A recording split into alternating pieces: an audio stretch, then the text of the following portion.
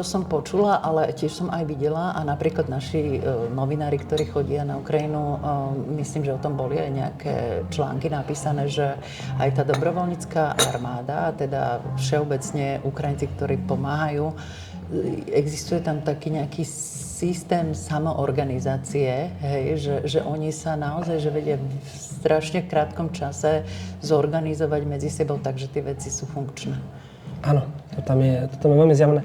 Ja si myslím, že tým, že majú funkčnú demokraciu kratší čas, tak uvideli, že to funguje. Modus operandi, že je nejaký problém, je to niekto, kto vie trochu koordinovať, alebo vie dobre koordinovať, to je v princípe jedno.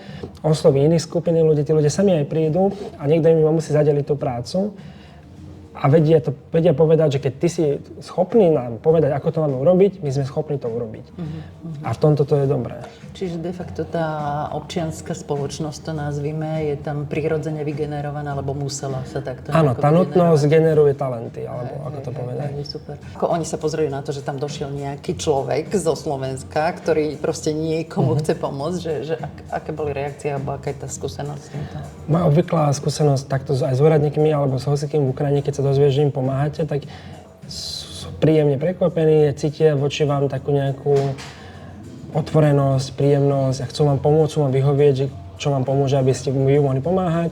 Teraz na tom pracujeme, ako doručíme tie reálne peniaze tým obetiam. Je podľa teba realistické, keďže sme si ako zaumienili, že to chceme dať priamo tým ľuďom, doručiť tieto dary, ktoré ľudia na Slovensku vyzbierali priamo tým rodinám, alebo budeme sa baviť o tom, že či to nedáme nejakej sprostredkujúcej organizácii? Myslím, že je to reálne. Ja som to videl na tých deckách v škôlke číslo 9, že oni mali presne zoznam, že ktoré budovy boli poškodené a vedeli, že na základe toho ten človek, keď má informáciu, že tam je tá pomoc, vedia si tú pomoc vypýtať a vedia sa overiť. Keď sa vedia overiť, vy viete spraviť si potom nejaký deadline, že dokedy si tí ľudia vedia prihlásiť v tejto forme pomoci, oni sa prihlásia a viete ich overiť, že či boli zasiahnutí týmto teroristickým útokom a potom im viete veľmi priamo doručiť tú pomoc. Čo má zmysel, že teda pomôžeme rodinám, ktoré ostali bez strechy nad hlavou a sú to nejakým spôsobom zasiahnuté rodiny, ktoré musia začať vlastne úplne od nuly znova budovať si svoje životy? Každá pomoc má zmysel. A čím je tá pomoc adresnejšia a čím presnejšie tráfaš skupinu ľudí, ktorí ju reálne potrebujú, tak tým má väčší zmysel. Takže určite to má, to kritérium, že my sme zvažovali viacero, ale tiež sa zhodujem s tým, že tie deti sú dobré kritérium, lebo keď prídeš o všetko a musíš sa znova postaviť na nohy a ešte máš tomu aj deti. A deti sú veľmi kriticky ohrozené, lebo sú v tom veku, kedy si vytvárajú pohľad na svet a vedia, ako budú fungovať. Takže toto kritérium sa s ním zhodujem, že sme si ho vybrali takto.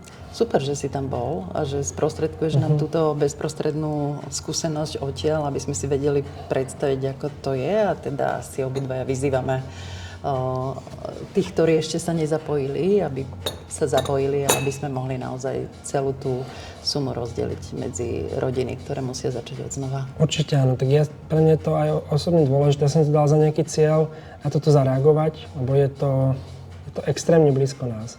To je naozaj 200 km od slovenských hraníc, 160 km od poľských, ale vyše 500 od tých ruských. Že keby Rusi zvíťazili a obsadili by napríklad celú Ukrajinu, tak Ternopile je vzdialenostne ako Brno, alebo ako Bratislava, alebo ako Košice. Je to v podstate pri nás. Hej, ale myslím, že 550 km od ukrajinských hraníc je Praha. Aby sme si to vedeli predstaviť, že tá raketa letela cez také dlhé územie, ako je od Ukrajiny po Prahu. A aby